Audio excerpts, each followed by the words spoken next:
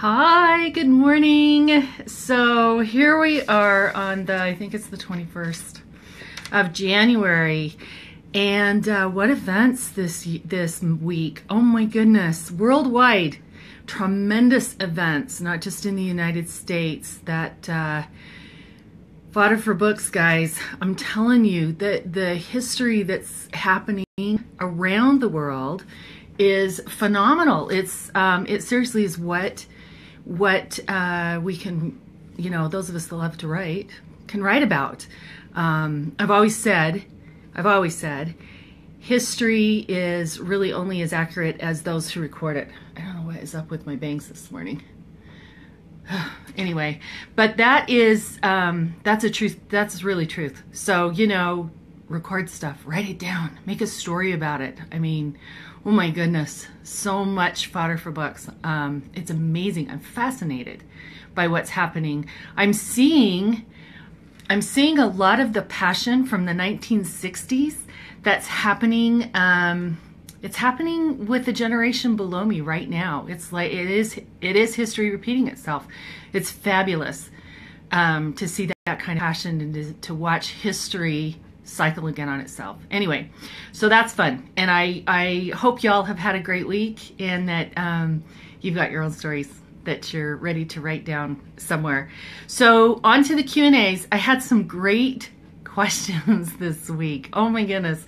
And there were about 6 or 8 that came in just now. And I have to write stuff down or I don't remember it exactly. And I don't want to misquote. So if I don't get to your question that you sent this morning, don't panic, because I will definitely get to it next week, because those are great stories too. Okay, here we go. So the first question, and that's the one that's written as the title, is do you not have any, sorry, this is from Gary, so I'm going to try and say it right. Do you not ever have nightmares after thinking about scary stuff all the time? And I'm going to add to that visiting cemeteries, because a lot of you know that I go to cemeteries and look, the oldest cemeteries I can find. I just a year ago went to Grenada, the Caribbean island of Grenada, and had my taxi driver take me to the oldest cemetery they had there, which was freaking amazing. And anyway, some of the tombstones, they were so worn down you couldn't read any of the dates on them, but they were 1700s and earlier. So, oh my goodness, I had a heyday. So do I have nightmares after that happens? The answer is not really. And it's honestly, though, I'm a chicken. I will be honest with you. I love to go to scary places. My sister does too. My sister and I have the same love of scary stuff. And whether it's movies, and I don't like, slasher horror. To me, that's just stupid. But I love like the plausible, what if this really happened and you can't prove that it's not real, that kind of stuff. So, anyway, yeah, I get scared really easy. And so if I go someplace that affects me, I do turn on the lights and sleep with the lights on at night. And I don't sleep alone. I am terrified. But I totally love going there, because the history that's behind all the scary stuff, there's real stories that are buried there. And how, I don't know. I'm dying to go to Alcatraz. I have never been there.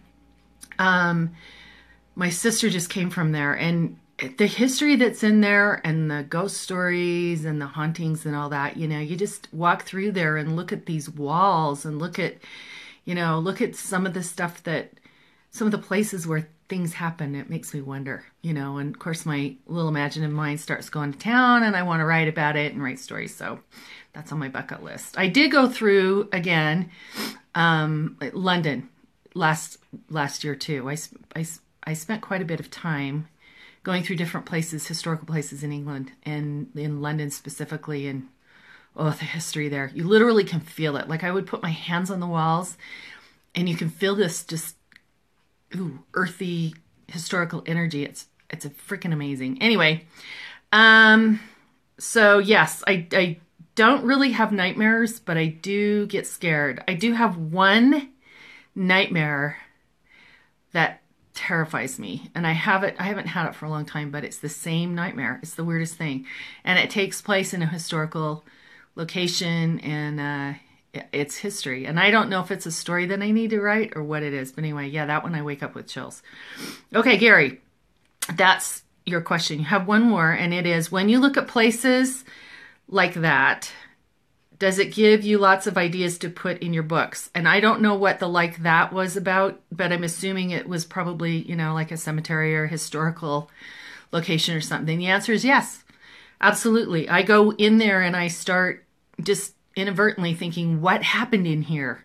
You know, who really was in here? And for example, when I was at Tower London and I'm looking at where Anne Boleyn, you know, was beheaded, and I didn't look so much at her plaque.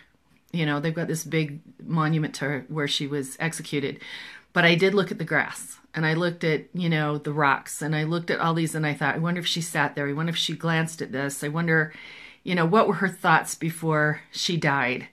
You know, those kinds of things. I've always been fascinated with Anne Boleyn. So anyway, I've got a lot of comments coming through, so I apologize. I have to put on my glasses to read them. As soon as I can figure out how to do this on my computer, I'll be a little bit better at answering, but I'm going to try.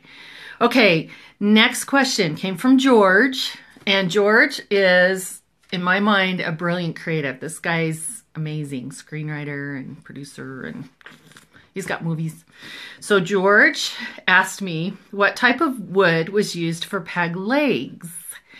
So the answer I'm coming to is my own answer, and it's based upon research I did. I don't know if it's accurate. If somebody has a better answer, please go ahead and answer it in the comment section. So my answer, George, about the type of wood you use for peg's legs is probably on the pirate ships. They just used whatever material they had there. And most likely, they probably didn't have a lot of peg legs because... first of all, if a pirate survived, or if a seaman, a sailor survived, this is merchant vessels, this is, you know, a traveler, this could be the Navy, anybody. If any of them survived the surgery, getting an amputation, which amputations were common, they would do it for anything. If you crushed your foot or broke it bad enough and they couldn't set it, your leg came off. So it was very, very rudimentary, they're medical. And they would just cut off a limb for whatever. So if you survived that surgery and then survived the subsequent sepsis that probably set in, sepsis is infection, gangrene, whatever you want to call it. Anyway, so if they survived all of that and decided they wanted a peg leg, I suspect that the way they would craft a peg leg would probably be very uncomfortable and probably not very functional. And when a ship is in battle, the last thing they want to do is be inhibited. So my guess is they used, they probably didn't use peg legs a lot. And if they did, it was with whatever material was around there. Ships were made of oak, and they were made of teak, and they were made of pine, anything that was light. And so it was probably made out of one of those, teak, oak, or pine. Now we use, I looked this up, carbon fiber and polymer, which I think is plastic. Anyway, and those are those really cool prosthetics that you see on people that allow them to run and everything. So I hope that answered the question. Long answer, George, but thanks for asking. The next question I received, did any pirates retire to a respectful life? The answer is, if they lived, most of them were killed in their due process of pirating. But if they did, and they were able to live a respectful life, probably the most famous one is Henry Morgan, who he was eventually knighted. I had to write this down too because I want to make sure I got all the facts right. So he was knighted by the English crown. He actually sailed as a privateer for the British, and the British and the Dutch and the French and the English were all trying to take over the Caribbean islands back in the golden age of piracy.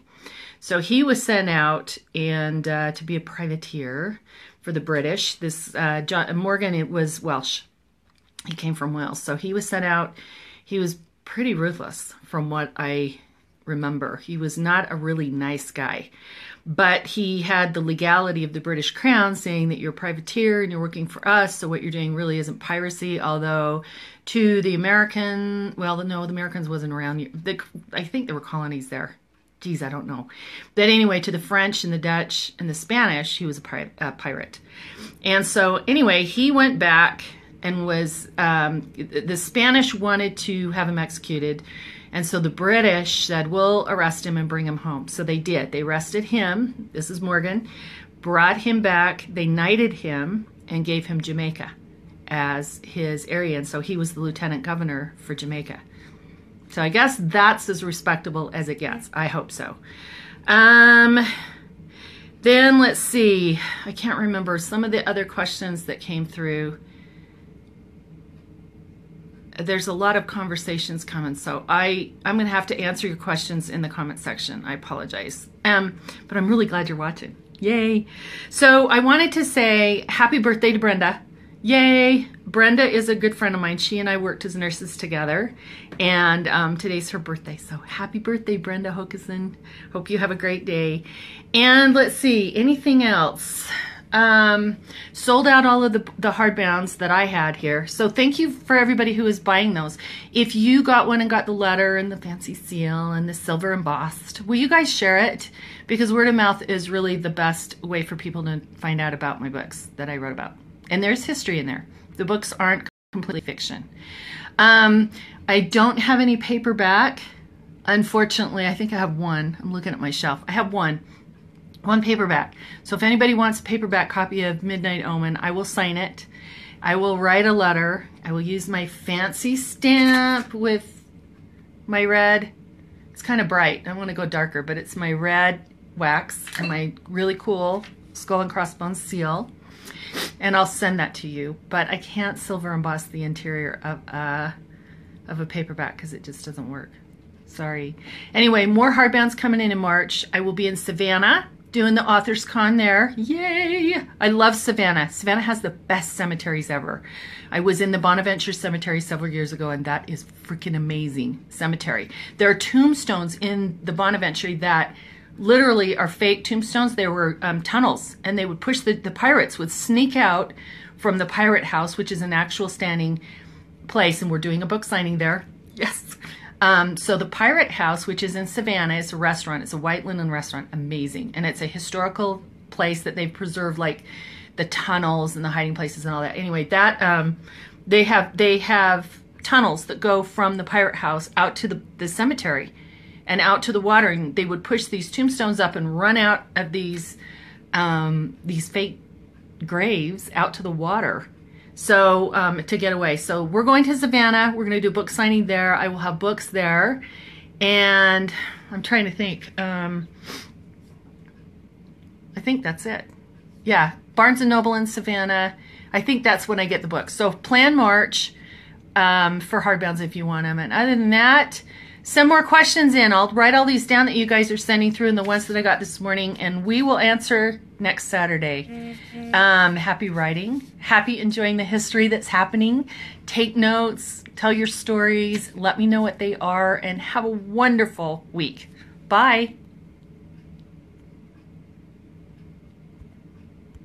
Oh, I can't get off. Okay, here we go. See ya.